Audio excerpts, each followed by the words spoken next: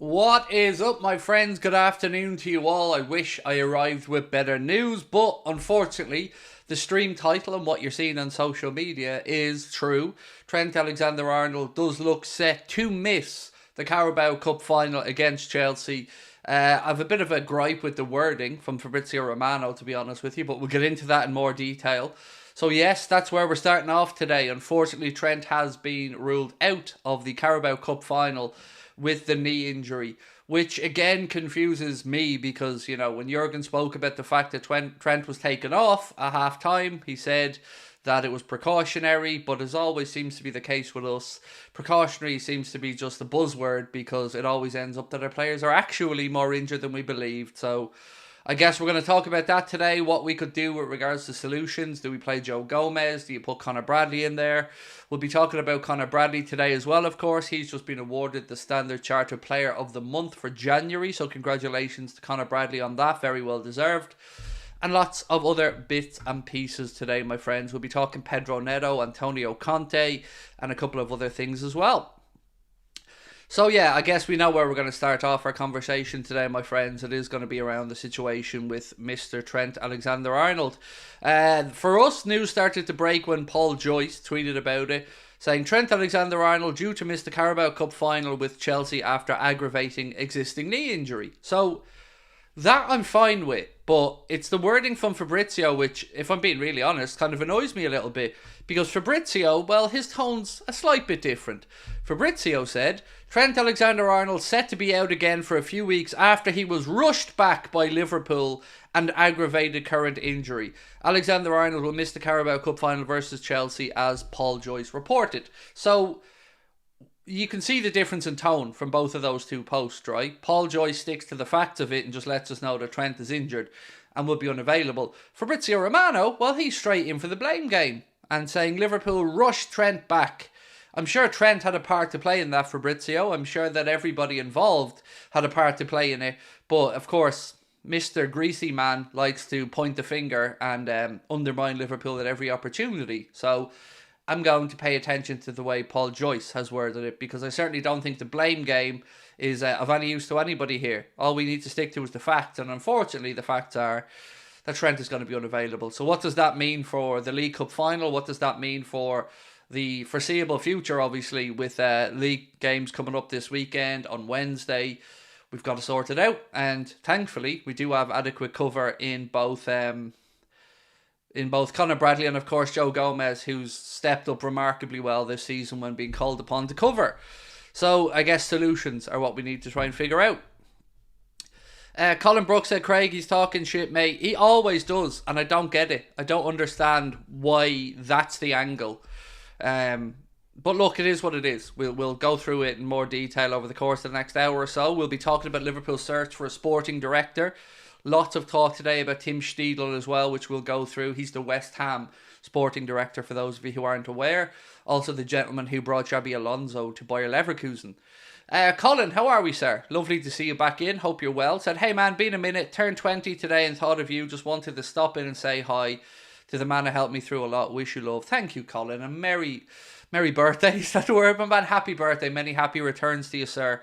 20 years of age, what I would give to be 20 again, dude. Honestly, enjoy it. These are the golden years, bud. So happy birthday to you, Colin. Really appreciate you dropping in on your birthday to say hello to us. Craig, would you sell Salah for 115 million? Yes, I would.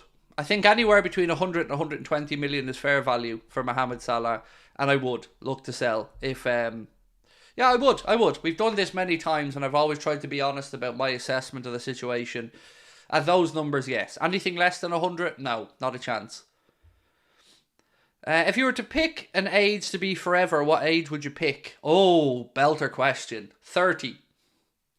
I think 30 is a great age. You've got the start of your wisdom from, you know, the stuff that you do differently from when you're a youngster. But you're still in a good enough nick. Like when I was 30, I was still able to go out jogging and in a far better condition than I am now. So yeah, I think 30. 30 is nice. 30 is when Lucas would have just been born around that time. So yeah, I like 30. I felt good at 30. Happy birthday, Colin. Wishing you all the best for whatever life brings your way, said George. Very kind indeed. Liam Griffith says, woohoo, I'm 30. Well, enjoy it, Limo. It's a great age, mate. Well, at least I found it was. It's either going to be 30 or 13 for me for the two answers, because I loved life as an early teenager as well. I had a brilliant group of friends around that time of my life where, 13, 14, 15, they were good years, man. I enjoyed those years. Szoboszlai out for the final, Craig. No, I was just going to move on to talk about that. Dominik Szoboszlai is another key player who's set to miss the cup final as he undergoes treatment for a hamstring issue. And that comes in from Mr. Chris Bascom. It's not coming up Millhouse, is it really, for us at the moment, folks? That's two key injuries there. Dare I say, I think Szoboszlai is the bigger loss in this debate. But I feel like I could nearly pick my Carabao Cup final team right now, based off who's going to be available. For me, I think you're going to have to go with Elliott and Jones as the midfield two, with obviously either Watoro or Alexis in behind. But I don't think we can be messing about with the likes of a Ryan Gravenberch or anything. I think we do have to give Elliott his flowers and give him his opportunity. You can still jog, just excuses. Did I say I couldn't still jog, mate? And also, how do you know anything about my physique, my lifestyle, my health? You don't know anything about me, so don't make assumptions, please, dude. Yeah, I don't sit here judging you. So, I'm okay to judge me, because it's me. But you don't get the right to judge me. I have a question. Why did he take him off at half-time? That's the question I'm asking. See, the thing is, Bruno, right? And I agree with you, bro. I'm with you on this one. It's always precautionary until it isn't with us. And that's what annoys me. Like, we were told Szoboszlai, precautionary. Trent, precautionary. Both of those turn into longer term things. And again, just at a time of the season when it's important to us that we have these guys back. Now, look, there's no blame game here. Nobody wants to be injured. Nobody, makes anybody injured. But I feel like the club could be a little bit better in how they communicate these things. Because it's certainly a long way from a minor bit of discomfort for Trent to come off at half-time, as you said, against Burnley. And for him to now just be out until, March, probably, at this rate? Because the League Cup final is 25th. So I would think, it's not good news, is it? Craig's at his peak. Mentally, I think I am. Mentally, I would say I'm at my peak, definitely. Physically, no. Men definitely go through their physical peak earlier. So I'd say males probably peak between 18 and 25. After that, your testosterone levels begin to go down, and the old brain power has to make up for it. So mentally, I'd say, I'm probably at my peak mentally. That would be fair. But physically, computer says nah. I don't care what I do, bro. I don't care what people say. I don't know what that means, Andrew, mate. I don't know what that means, but sorry. Maybe I missed an earlier part of the conversation. Right, look, loads of news to go through. So we will recover the whole Trent stuff for people coming a little bit late, but I'm going to give you a bit on Tim Steiten. This from Florian Plettenberg. He said, I've heard that I'm supposed to be on the list at Liverpool. It's one of the biggest clubs in the world, so it's an honour. But so far, nobody from LFC has contacted me yet. I generally feel very comfortable at West Ham. I quickly realised how intense this league is. Accordingly, we signed the right players in the last transfer windows. The squad is strong, so we can achieve our goals. I'm looking forward to the next few weeks and months of the season. Of course, we're already planning for the next window. What happens in the future, we will see. And that's a direct quote from Tim Steiten, the technical director of West Ham, who, of course, has previously worked at Werder Bremen and Bayer Leverkusen. A little bit of a flavour of Tim Steiten's best signings, as per our friends at Anything Liverpool. Do check out Anything Liverpool on social media, by the way. Carl runs a fantastic account and is very well up to speed on all things Liverpool. So, honourable mentions: Palacios, Durenbai, Bakker, Ondrich, Adley, Hozek and Thomas Delaney. They're some of Tim Steiten's biggest, or I guess most successful signings during his time at Bayer Leverkusen and Werder Bremen. Again, from our friends at Anything Liverpool, crediting Lewis Steele, they say West Ham are worried and braced for an approach from Liverpool for their sporting director, Tim Steidten. So, look, I'm glad that we're starting to see this stuff because, you know, the last day or two, a lot of stuff has been about Manchester United's search for a sporting director, and they look like apparently they're going to try and get Dan Ashworth, I think his name is, or whatever, is Ainsworth Ashworth from Newcastle. So I had started to kind of get a little bit concerned, if I'm being honest with you, because, you know, one of the conversations we've been having over the past week or two is how quiet it's been around the sporting director side. So maybe now we're starting to see a front runner come into the picture in Tim Steidten. So we will keep an eye on it. And of course, there's been lots of stuff written today on this subject. So maybe we're getting a bit of a clue here about where Liverpool's priorities or their ambitions are. How about Bradley in midfield in the final and Gomez at right back? I don't think there's a need for that, to be honest. I think one or the other at right back, whether it is Conor Bradley or Joe Gomez, I think one of them will take up that position. For me, for the Carabao Cup final in midfield, I would personally go with... Do you know, I'd probably go with Endo in the number 6 position, and then I'd go with Elliott and Jones. That would be my midfield three. Of course, I'd have no issues if Jurgen wanted to go with Alexis in the number 6 position, but I still feel Curtis Jones and Harvey Elliott will give us the best balance and energy levels in midfield, because that's where I think the battle may be won or lost against Chelsea. Chelsea, obviously, with Enzo, with Caicedo, and probably Conor Gallagher. You can nearly guess their midfield. And for us, I think we need to... And I think Elliott deserves a start, actually, if I'm being honest. Brett Young said, if there's no Trent Szoboszlai for the final, Alisson has to play over Kelleher. Why? I get where you're coming from, but you're going to be disappointed. Queevy and Kelleher will play the final. That's the way it is. You know, I'm not saying it's right or it's wrong. I'm just saying that's the way it is. And look, I hope that the last performance from Queevy when he covered for Alisson against Burnley, at least he showed that, you know, he still has that level. He's still capable of having some big moments. So I'm not saying I agree with the decision. You know, I like to put our best foot forward, and, you know, having the best goalkeeper in the world and not playing him definitely does feel like the wrong decision. But again, Klopp's trying to be respectful to this squad that he has, and, you know, the promise was that this is Queevy and Kelleher's competition.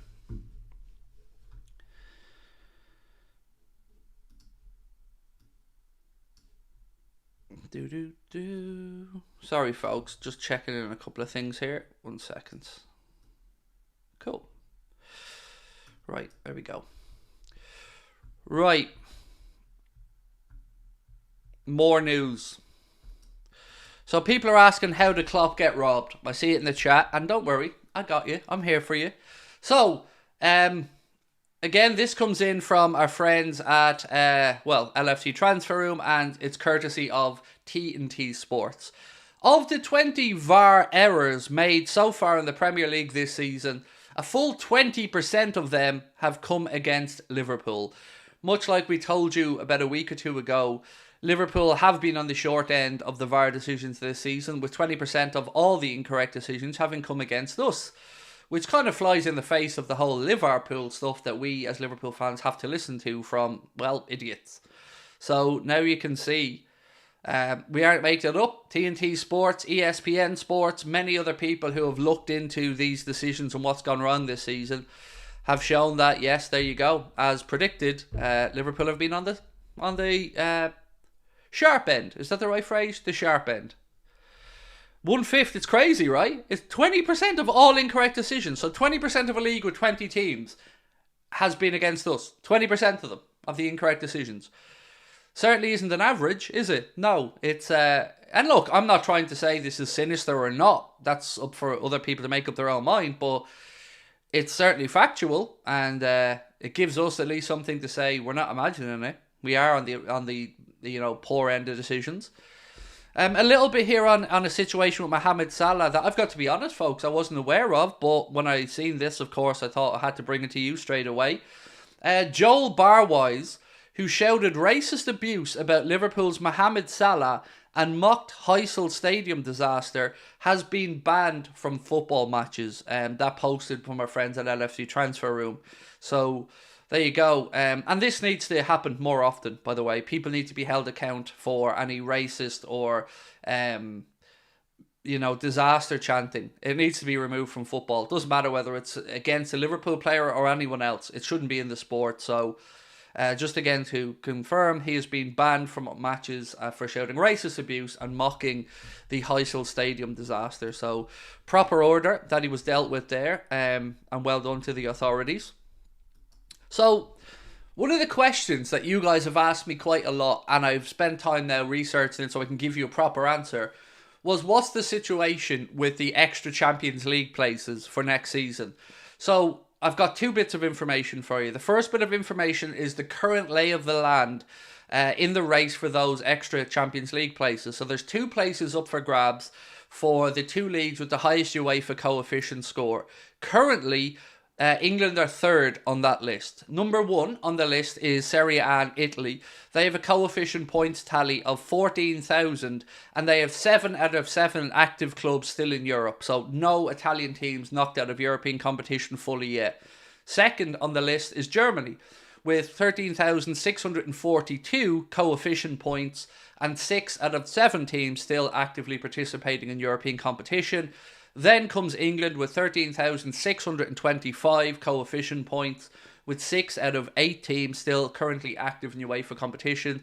Spain are in 4th place, but the interesting one is the what I'm going to describe as the expected points. So there is two parts of this. Opta analysts have looked at what they expect to happen in the remainder of the Champions League, Europa League and Europa Conference League points. And this is what they believe will be the final tally if things go to plan. They believe England will top the coefficient list, and they believe that they will get 19.4 points, giving them a percentage of 77% to get one of those two extra spots. So according to the data analysts at Opta, there's a 77% that the Premier League will receive one of those additional Champions League spots. They believe that Italy are the best team placed to get the second one with 50.4%, but Germany are close behind with 48.3%.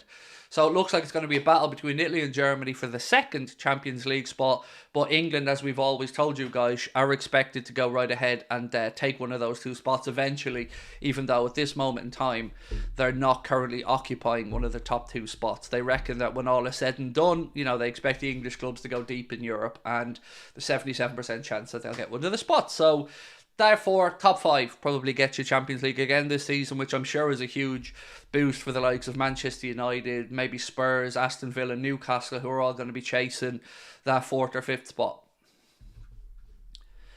See, I do my research for you guys when I get the chance, when I have a little bit of time, and that's what I was able to find out there regarding the coefficients. What was this? Craig, the dancing alien intro was hilarious. Thank you, Luke. He's our mascot though, bud. Newland Voider, as you know, is a channel mascot, and we like to include Newland where possible in any of our content. So yeah, we just wanted to jazz up the intro a little bit, I think, while you guys are waiting. I personally don't like the new Champions League system, said Gaku. I don't like it either. I find it convoluted, confusing and unnecessary. And I've yet to really find many people that understand the system fully. So, yeah, I'm with you, my friend. I don't agree with the new system. I don't like it. I think there are far simpler ways that it could have been done.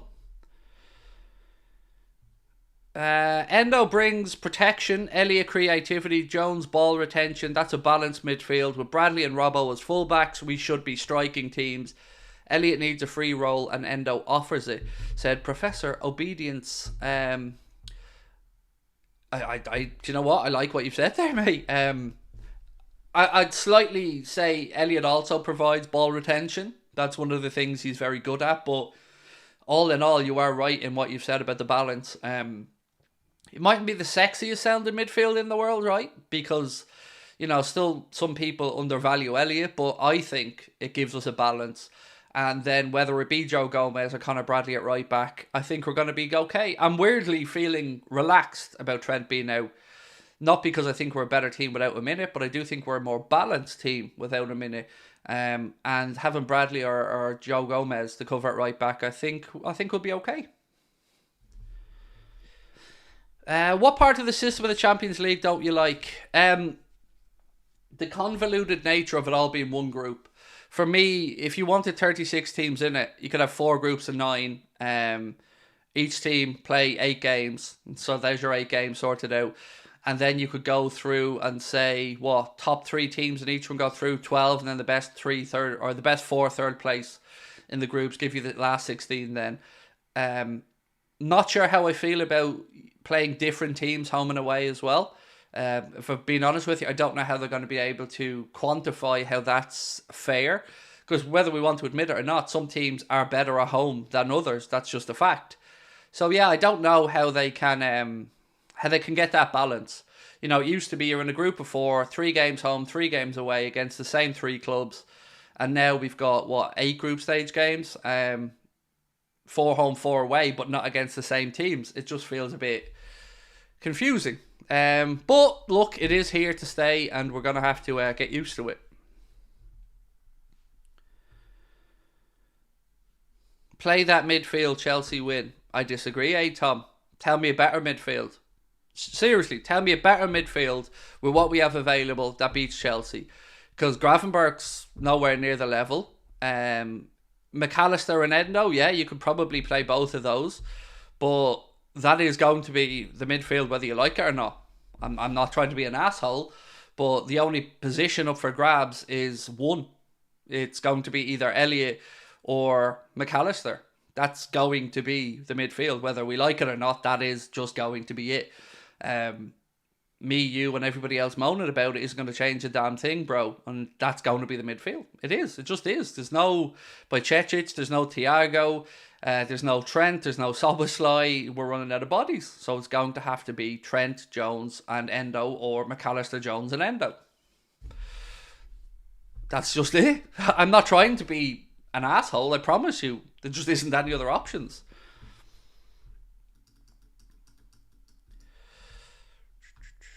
Unless you want to play maybe Gakpo in the midfield, but either way, I don't feel Cody Gakpo's doing himself any good at the moment, but he still has time to win the manager round, I guess. Gakpo's an option in midfield, but he's not a good option in midfield. You know, let's be honest about it. Right now, Gakpo and Gravenberch have a lot of work to do to get back into consideration to start games. They're the 2, I feel anyway, that are dragging their heels a little bit. Klopp playing Gakpo out of position. Fair enough, but he's not good enough to deserve his position. I know people want to play Gakpo off the left. I totally understand that. But if you look at the left options that we have available to us, for me, there are 2 better people than him, whether it be Diaz and Darwin, to play off the left. I would have Gakpo 3rd on the list. Now, you could make an argument about Darwin being to the centre, Mo on the right, and maybe Gakpo on the left, but you're dropping Diaz? I'm not. I like Diaz's work rate, so... but look, I feel like we're all being very negative. You know, let's stay positive. I still feel we win the League Cup. I still feel we can get the results we need to do. And hopefully we have Szoboszlai and Trent back for the Manchester City game in March, which, you know, is going to be a massive game. But I'd rather we had them back and had a game or 2 beforehand to kind of get back up to speed. Will Salah start Saturday? I believe so, Carson. You know, my thought process would be yes. You know, especially with him being able to train from Tuesday. I think that gives him plenty of time to get back up to speed. We'll see. I think he'll definitely be in the squad on Saturday. I mean, I would expect him to start personally. What's the situation with Bajcetic's injury? We don't know, Mohammed, but he is back at Kirby doing a few bits at the AXA Training Centre. We did see him, Alisson, Gomez, Salah, all returned to training yesterday, or at least to the AXA Training Facility, and Connor Bradley as well. Little bit of news on Pedro Neto, by the way, my friends. Fabrizio Romano said... I'm sure that Wolves' Pedro Neto will be on the list of many clubs this June, not just Arsenal and Liverpool. The fee for him is not clear so far, as Wolves are refusing to indicate a price.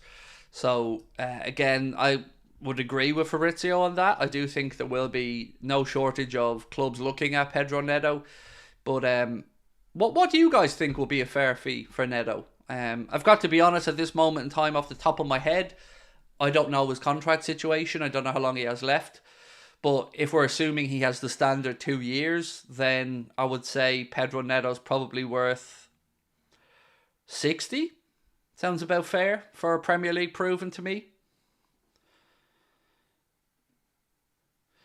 I prefer Jota off the bench, said Michael Manning. Don't want Neto, said Sabo. Why? Like, I'm not saying you're right or wrong, bro. I'm just asking for your opinion. If it's because of the injury concerns, I get it. I totally do. If you think he's just not a good enough player, I guess I'd push back on that a little bit. But I do understand anybody that may have a concern about an injury, because he has had quite a few.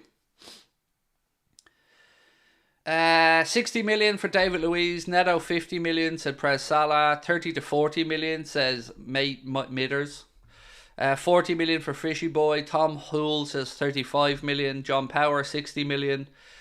Look, I'd much rather pay your fees, the lower end, absolutely. But I think we're probably upwards of 50 if I was to guess. You know, if you even look back to what we paid for Diogo Jota when we brought him in, what was that? It was about 40 odd million, and that was a few years back. So,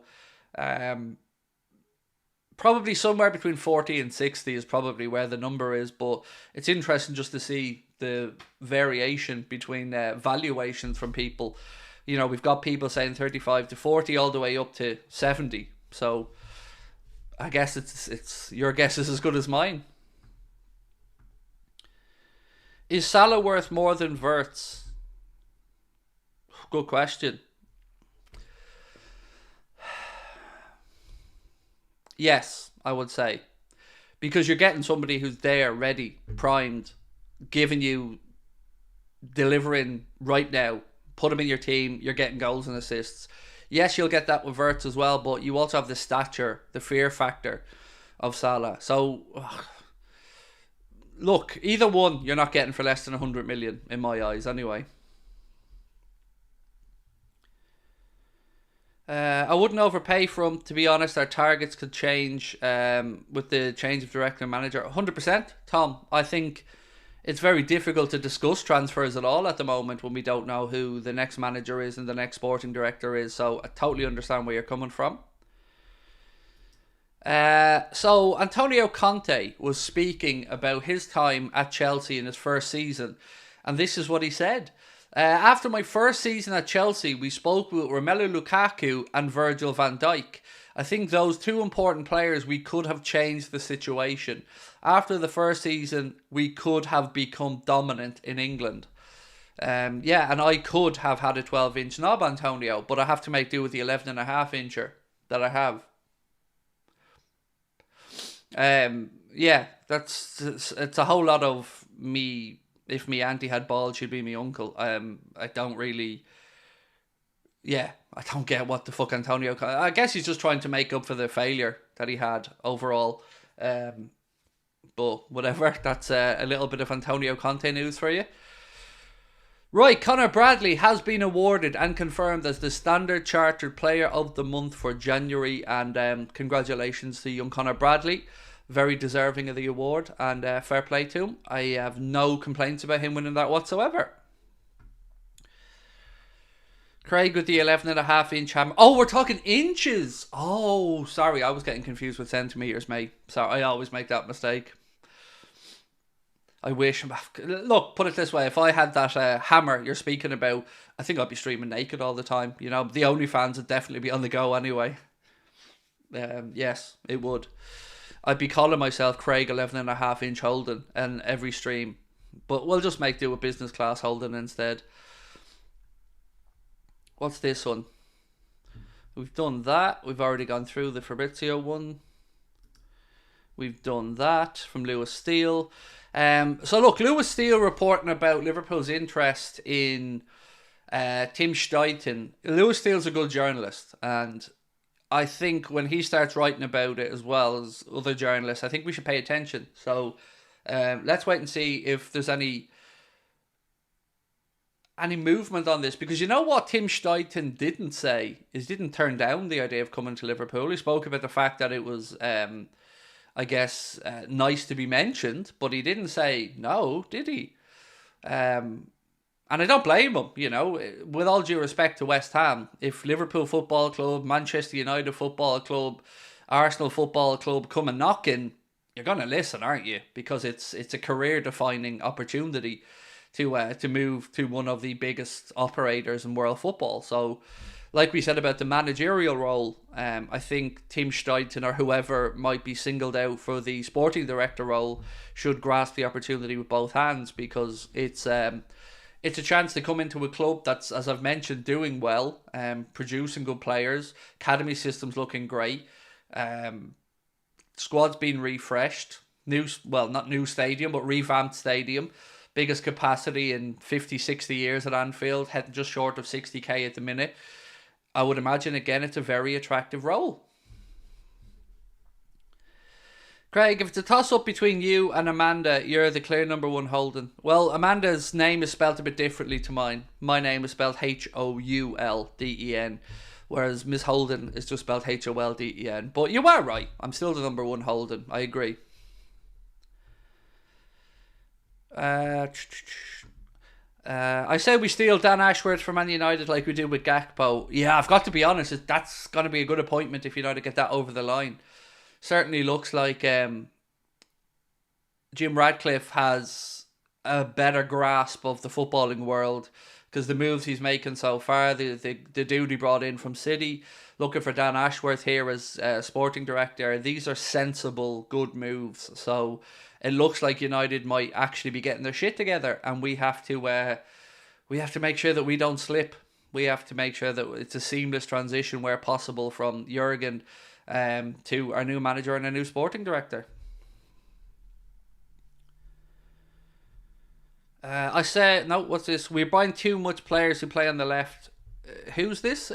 I'm confused, mate. Who are we buying that's too much to play on the left?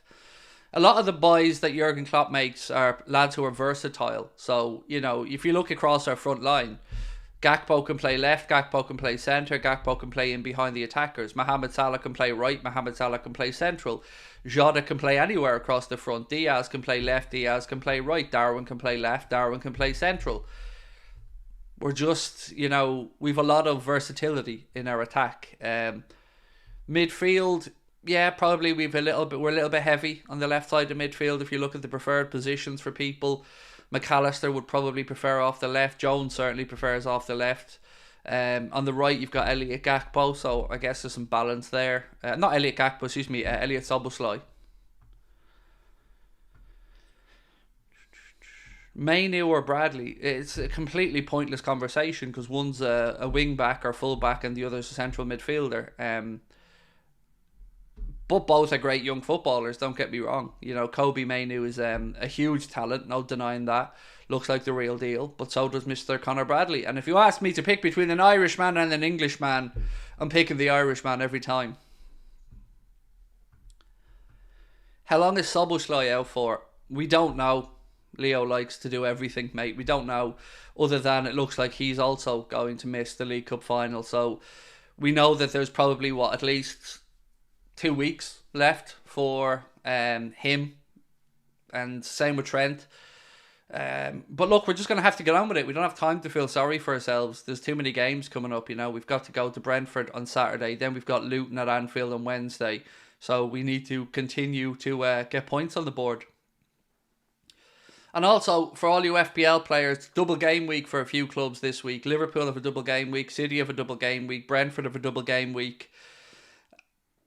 I think there's one more club, but just keep that, you know, keep your thoughts with you there when you're doing your FPL. Make sure you don't miss out on some of those double game weeks. He says like he's some type of FPL expert when I am really just battling relegation at this point, but, you know, every little helps and all that. Stephen Landry said Steidten is my choice for a sporting director. Ezra Butler says watching Neto bonus content for Liverpool would be worth 100 mil. The man is hilarious. Him and Darwizi. Yeah, I do love a bit of behind the scenes content, mate. Yes, I'm really looking forward to this documentary.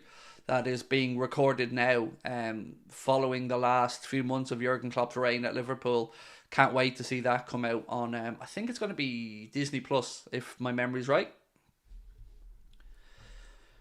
What was your last score for FPL? 58. Yeah, 58. I think the average was 62. I got 58. So, again, still below par. Why do we have to play a midweek game before the final, but Chelsea don't? How's that fair? It is just what it is. You know, ultimately, mate, there are some downsides to being successful. And more games is one of those. But, you know, we're just going to have to get on with it. Wednesday to Sunday, there's enough time there to rest up, in all honesty. And we owe Luton one. So I'm expecting a performance against Luton, because I still feel a little bit annoyed by the points dropped at Kenilworth Road earlier on in the season. Still feel a bit aggrieved about that penalty I think we should have had for a foul on Van Dijk as well. Did you watch the recent insider trading? Salah back vibes are good. Inside training. No, I haven't had a chance yet, Zan, behind the scenes for us. We've got a lot of things that we're working on behind the scenes. Technical stuff, partnerships with the likes of Lineup Builder. By the way, do keep checking out our friends at Lineup Builder. We're going to be working with them hand in hand moving forward to try and integrate some of their technology into our matchday content as well, giving you guys the opportunity to vote, make your team selections, incorporating it into our content and stuff like that. So check out our friends at lineupbuilder.co.uk. But most importantly, don't forget the tickets. Boston show coming up. I think it's 5 weeks from Friday at the beautiful House of Blues Foundation Room, right across from Fenway Park. Tickets are on sale at Ticketmaster. We'd love you guys to come and see us. If you'd like to come, 22nd of March is tonight. We're in Boston. What happened? The stream lagged. Did it? My apologies if the stream lagged, my friend. I didn't get a notification of a lag at my end. Usually I do, but either way, I don't know, mate. What happened? Is there an Anfield Agenda FPL? Yes, there is, Ezra. We do one every year. Yeah, we close it for entries after it starts, though, because we feel it's unfair to add people in after we get underway. For anyone who puts the word lagging in, I don't know what you expect me to do with it. Refresh it. Writing the word lagging isn't... unfortunately, there's nothing I can do about it. Just refresh if possible, please. What else have we got to go through? What's this one? So here's the best 11 of Tim Steiten so far that he has, I guess, been involved in deals of. Pavlenka, Frimpong, Tapsoba, Alvarez, Hincapié, De Bruyne, Kudus, Wirtz, Diaby, Schick and Gnabry. That is an 11 of Tim Steiten's best signings, which is quite impressive. If you look at that list, some really good players in there. Craig, I just said something that said your estimated net worth is 10 million. Yeah, I've read some articles, all right, actually dealing on that. I've Googled it myself, I won't lie, mate. I have Googled Craig Houlden net worth. And what I got was $2.5 million as my net worth. I can confirm without a shadow of a doubt my net worth is probably 100 grand, maybe. I don't know. God, what is my net worth? Well, I don't own much, so I guess my net worth is just tied up to the value of Anfield Agenda. If anything, I owe money rather than having money. I think my bank account has about 9 grand in it. That's probably the extent of my bank balance. So if that makes me worth 10 million quid, then I don't know where the rest of the bleeding money is. The one I read said that I had a clothing business and everything, which is just absolute horseshit. If only, lads, if only. I wish I had 10 mil. God, jeez, I wish I did. I wish I had 1 mil. That'd be great. Gomez or Bradley is the big decision, says Tom. Yes, it is. I think we'll probably see Gomez this weekend, and then maybe Bradley on Wednesday. That would be my guess. Be careful, Craig. The tax man could be listening. Oh, don't worry. We're fully up to date. We're fully up to date with our taxes, mate, and our VAT and everything else. I know this because the tax man came in and took 6 grand out of her company account the other day, which never stops hurting. when you see the tax man coming in taking that much money. Have you ever looked into clothing? Yes, I have an idea. I want us to build a website with a storefront and a mailing list, and a few other bits and pieces that, you know, I am looking into with Ben and the lads at the minute. Just want to make sure we get it right, you know. Yeah, the way we have, actually, funny story, the way we have our tax set up through the business is that, you know, we don't even have a say when we pay our tax. The tax man comes in, takes the money directly out of the business bank account. Our accountants have it set up that way. So sometimes it's a bit of a nasty shock when you see the old tax man and VAT man coming in. But hey ho, at least we don't owe any money, I guess. I would 100% wear some AA merch around my local club and gym.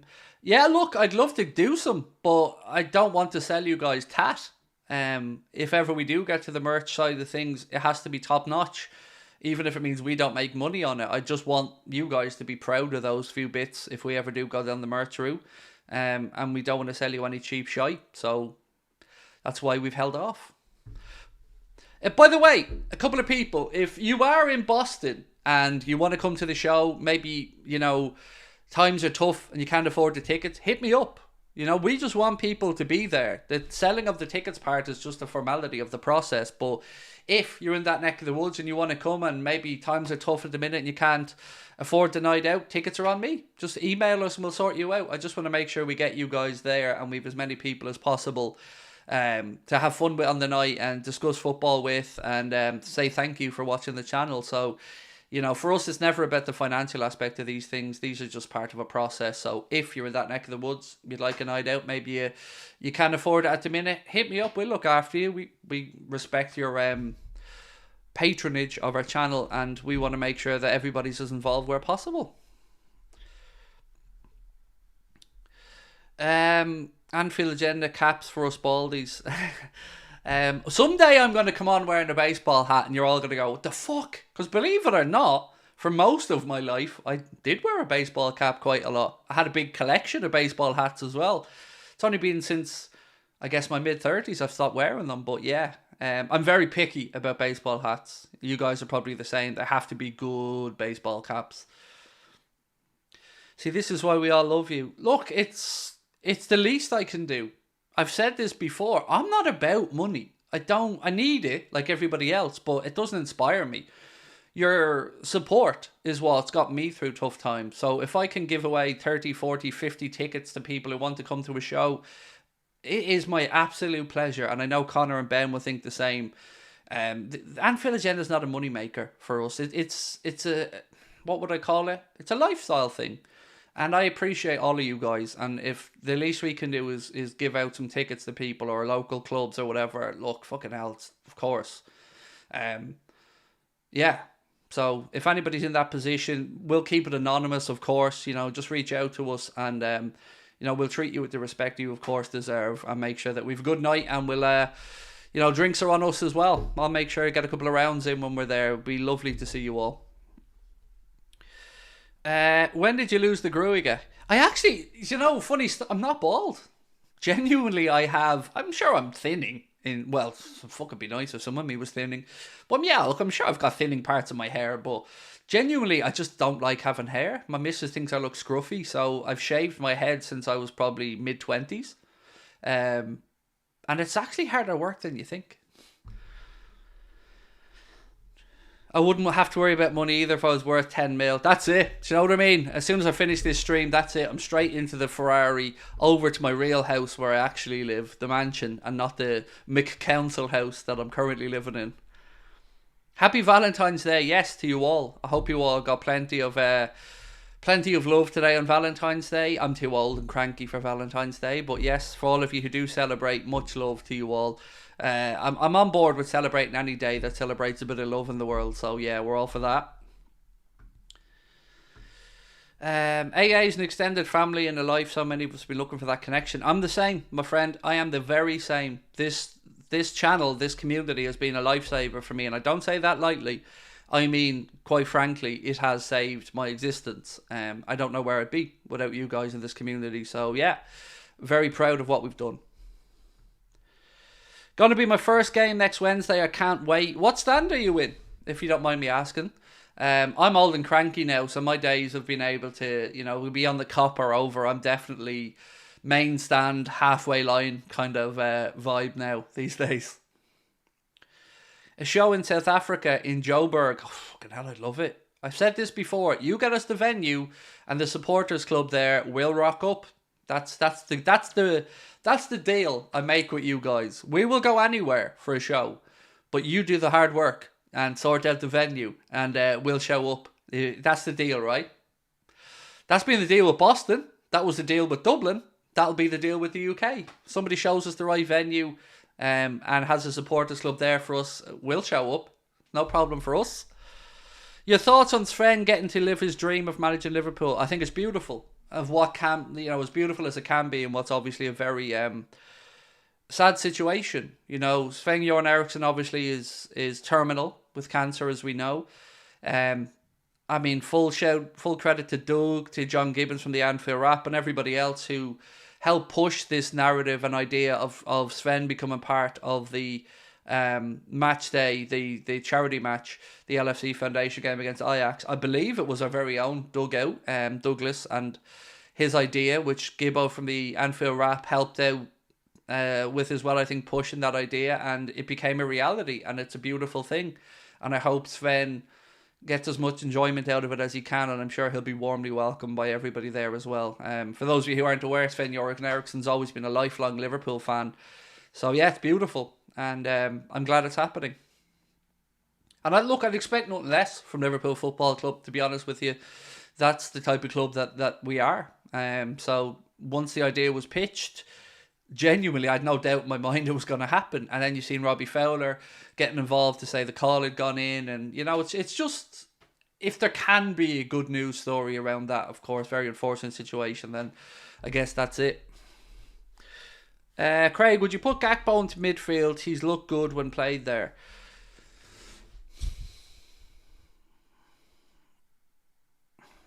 No, I don't think so.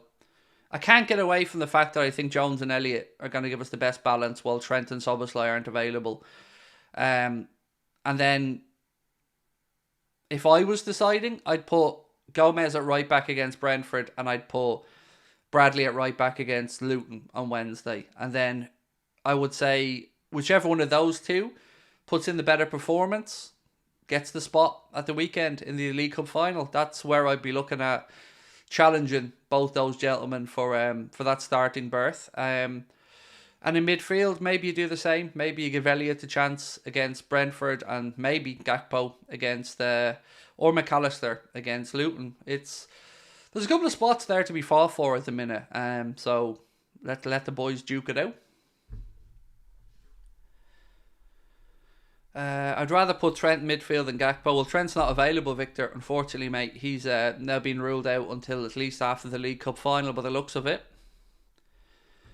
Craig, what was the Stefan news, if you remember? Wasn't on that stream. Just that he was back at the AXA training facility, mate. The other day, himself, Alisson, Joe Gomez, Mohamed Salah and Conor Bradley all returned to the AXA training facility. That's it. The only thing I could say is I guess it looked like he'd grown another inch or two, actually. He looks taller somehow again, Stefan, or maybe just our memories aren't great, but certainly looks like he's shot up a little bit. A bit late today. What's up with Trent and Szoboszlai? Both of them out injured, Jacob, unfortunately. So we'll give you the news as it came, and we'll go from there. So with regards to Trent, first bit of news came from Paul Joyce, who said Trent Alexander-Arnold is going to miss the Carabao Cup final with Chelsea after aggravating an existing knee injury. But the part that annoys me is the slight differential of how Fabrizio Romano posted it. And this is what I don't like about Romano. I think he's greasy, and I think he's trying to stir a narrative here. But he said Trent Alexander-Arnold set to be out again for a few weeks after he was rushed back by Liverpool and aggravated a current injury. See, that's a little bit different from Paul Joyce's angle, which was he's just going to be out because his knee is aggravated. Fabrizio looks like he's going straight to the blame game and saying because he was rushed back by Liverpool, that's what aggravated his injury. Now, excuse me, but I believe Trent would have had a fucking say in whether he played or not. And from my understanding of it, Jurgen Klopp said that Trent said that he was fine to carry on, and the club made the decision not to play him in the second half against Burnley. But, you know, this is why I don't like Romano. I feel like he is one of many people who don't have much time for Liverpool, and I don't like him. So I don't like this narrative. I don't like the shite he's peddling. Also, it says Trent will miss the Carabao Cup final as per Paul Joyce. Very different tones, as I've mentioned in both of those reports. And also from Chris Bascom, Chris has said Dominik Szoboszlai is another player who's set to miss the cup final as he undergoes treatment for a hamstring injury. Again, you know, much like Paul Joyce, Chris just sticking to the facts there. Szoboszlai's injured. He has a hamstring injury. No snidey little blame attached there, unlike Mr. Romano.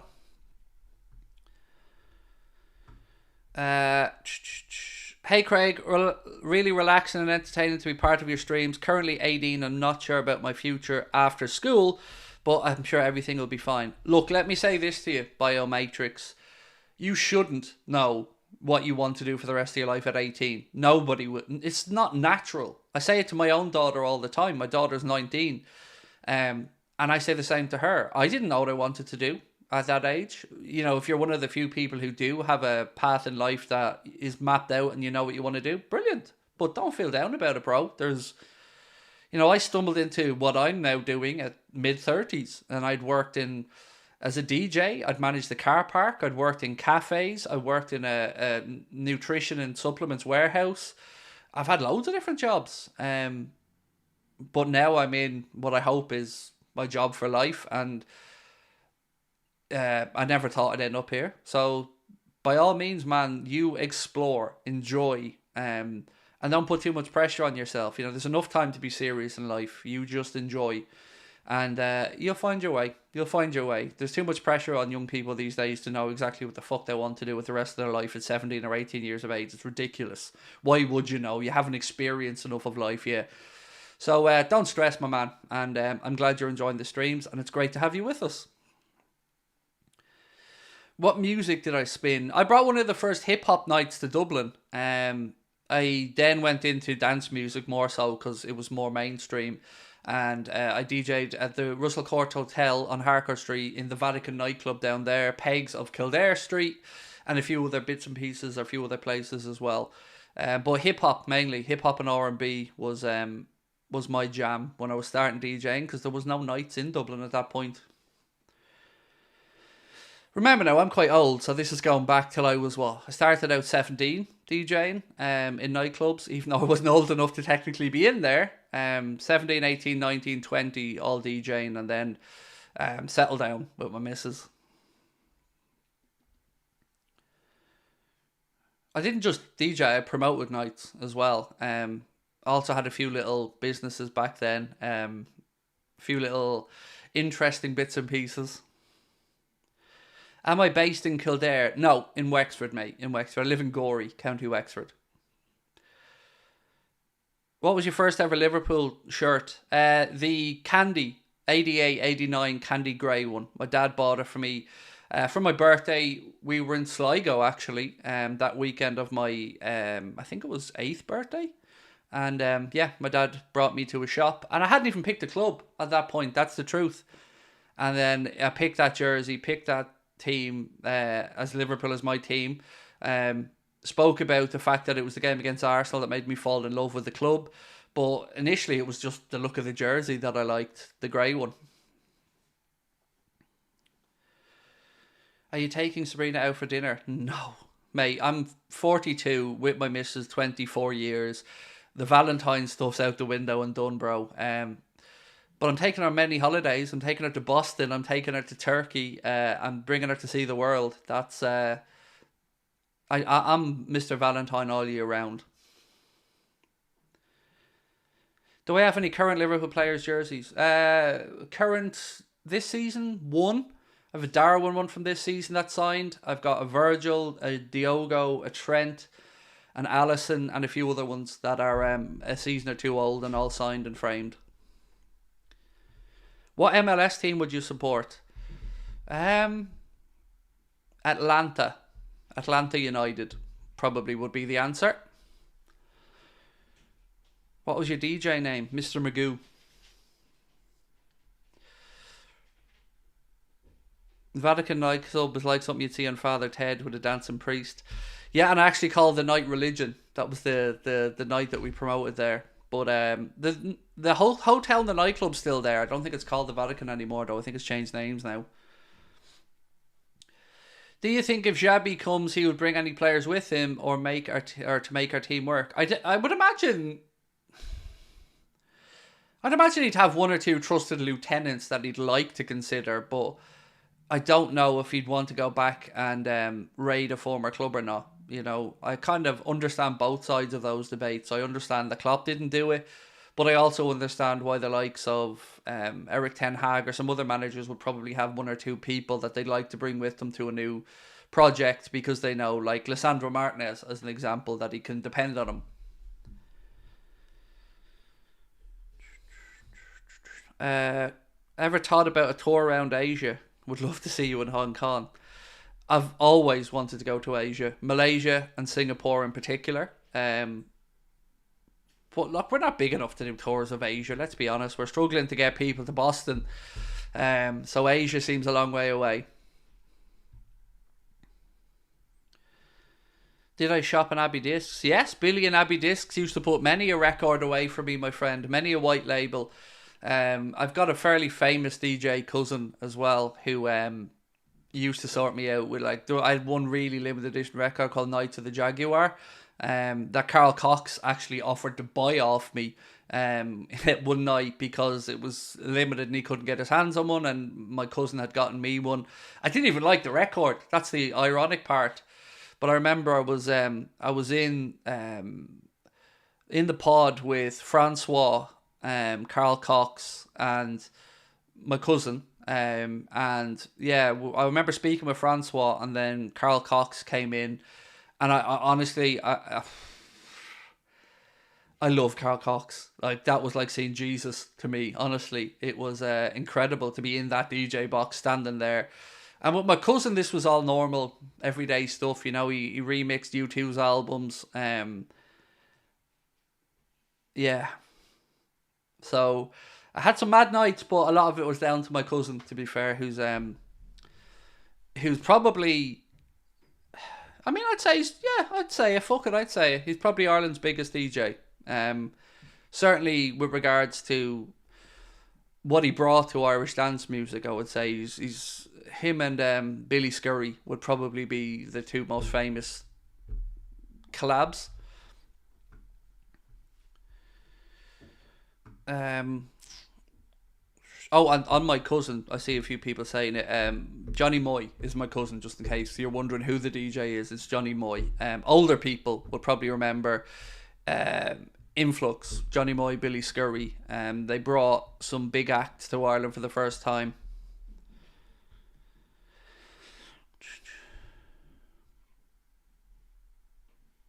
Do you think... Oh yeah, that Night to the Jaguar record, Crimbo Cop. I have that white label, or had it white label. Don't know where the fuck it is now, to be honest. And I didn't like it. It wasn't my cup of tea. Was I ever on Power FM? No, DLR though. Yes, DLR, Dún Laoghaire Local Radio, was one of the pirate stations where I spent a little bit of time back in the day. Scooter. I went to see Scooter. Genuinely a great night, by the way. Let me say that. Went to see Scooter in the 3 Arena. Went to see Tall Paul in there as well for the... he did the social for DCU, I think it was. Was it DCU or UCD? He did one of their socials and Tall Paul played there, and it was a pretty fucking good night.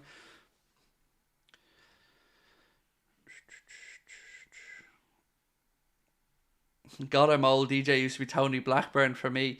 So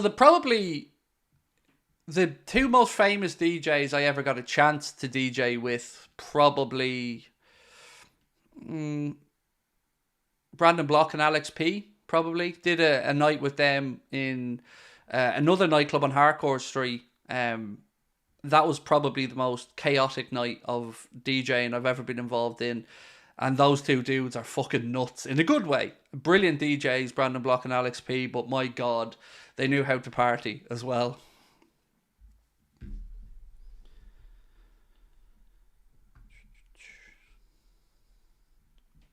Block O'Kaner of the century. He lives up to it. I fucking promise you that.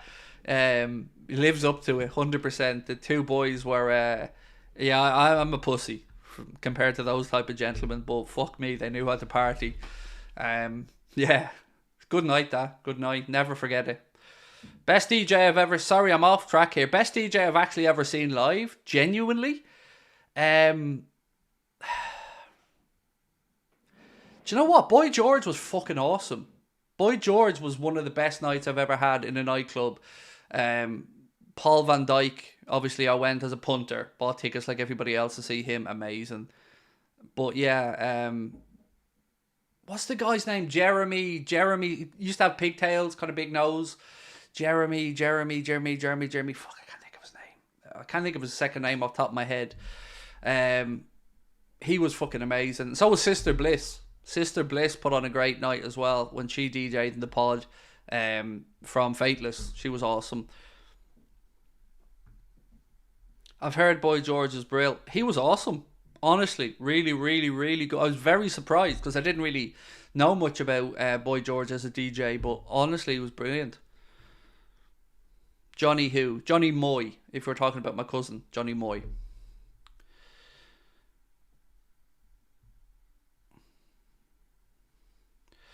How did Klopp start Trent against Burnley? Surely he should have eased him back in. See, that's the thing, right? I'm with you on that, Noah. I think the club tried to handle that Trent knee injury delicately, but maybe Trent just said, look, I feel okay. Jeremy Healy, that's the one. Becky, thank you, Becky. Extra bonus point. Yes, Jeremy Healy, another brilliant night. Another great DJ. I don't know if he's still DJing, but yes, Jeremy Healy was pretty fucking good. So back to Trent's knee. I'm like you. I think that Trent probably said he was okay. And, you know, if you remember back after the game against Burnley, Klopp said, Trent said he could have continued, but they wanted to be cautious. And now, unfortunately, he's out until after the League Cup. Right, my friends, I've got to go record a couple of videos, but I will see you back tonight at 8:30 where we'll have more information on hopefully the extent of this Trent injury. Probably have a little bit more on Tim Steiten and Liverpool's recruitment search there to bring in a sporting director and a couple of other bits and pieces as well. So yeah, look forward to catching up with you all again tonight. 8:30. Don't forget, do drop a like on the stream. Don't forget to hit that subscribe button if you haven't done so. And we'll have more DJ chat and stuff tonight if you want as well. So yeah, appreciate you being in with us. Have yourselves a lovely afternoon, and I'll see you this evening. Much love.